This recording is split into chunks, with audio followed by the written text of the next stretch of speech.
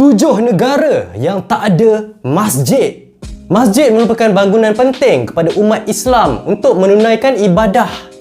Berbeza dengan Malaysia yang masjidnya cukup meluas, tapi tahu tak korang bahawa di belahan dunia lain ada negara yang langsung tak ada masjid.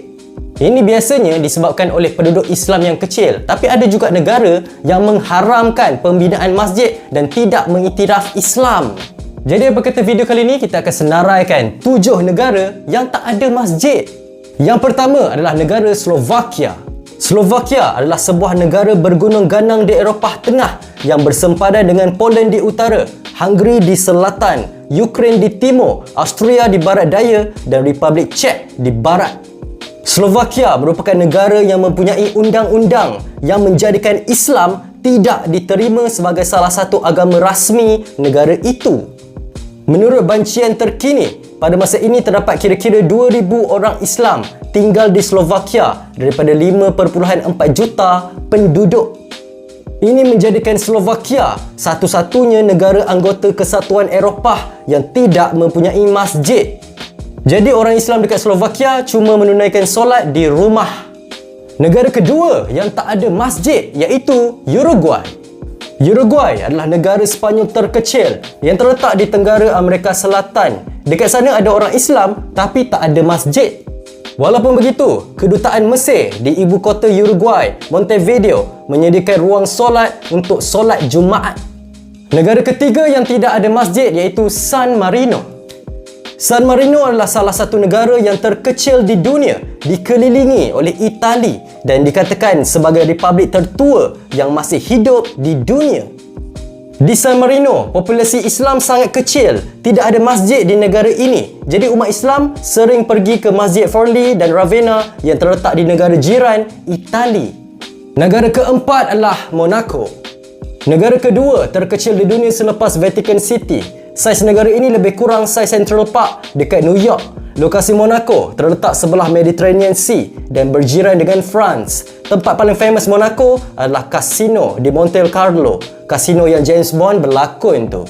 Walaupun Monaco adalah salah satu destinasi utama dunia untuk perjudian, tapi tahu tak korang, warga Monaco tidak dibenarkan masuk ke dalam kasino. Bendera negara ni sama macam bendera Indonesia dan Monaco adalah negara yang mempunyai paling ramai jutawan di Eropah. Disebabkan termasuk dalam senarai negara yang tidak mempunyai masjid, jemaah Islam di Monaco terpaksa meninggalkan negara itu ke pusat ibadat di negara terdekat iaitu Perancis. Negara kelima yang tidak mempunyai masjid iaitu Vatikan. Negara ini adalah tempat bersejarah dan rumah kepada Holy See atau nama lain untuk kerajaan gereja Roman Katolik. Setiap tahun, berjuta-juta jemaah datang ke negara ini di tengah-tengah Rom, Itali untuk mengambil berkat daripada Pope. Oleh disebabkan itu, tak ada masjid langsung dekat negara ini. Kalau orang Islam nak pergi masjid, kena pergi dekat negara jiran, Itali. Negara keenam adalah Estonia. Sebanyak 75% penduduk Estonia adalah ateis. Di Estonia, agama dilihat sebagai kepercayaan penjajah yang kemudiannya ditolak oleh majoriti masyarakat. Malah sekolah Estonia tidak menampilkan pengajian agama sebagai pendidikan di sekolah. Selain itu, Estonia adalah salah satu negara Eropah yang mempunyai penduduk Islam yang terkecil. Tiada masjid dekat situ. Umat Islam di negara ini lazimnya menunaikan solat di pusat kebudayaan Islam Turat yang terletak di ibu negara Estonia, Tallinn. Negara ketujuh yang tak ada masjid iaitu Sao Tome and Principe.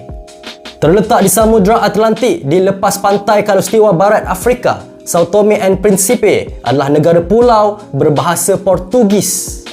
Negara ini sangat kecil dan baru merdeka dari Portugal pada 12 Julai 1975. Lebih dari 95% populasi Sao Tome and Principe adalah orang Kristian.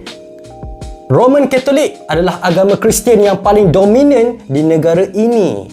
Tidak ada satu pun masjid di Sao Tome and Principe, menjadikannya sebagai satu-satunya negara di Afrika yang tak ada masjid. Jadi, itulah senarai 7 buah negara yang tak ada masjid langsung. Apa pendapat korang tentang topik kita pada hari ini? Cuba komen sikit dekat ruangan bawah.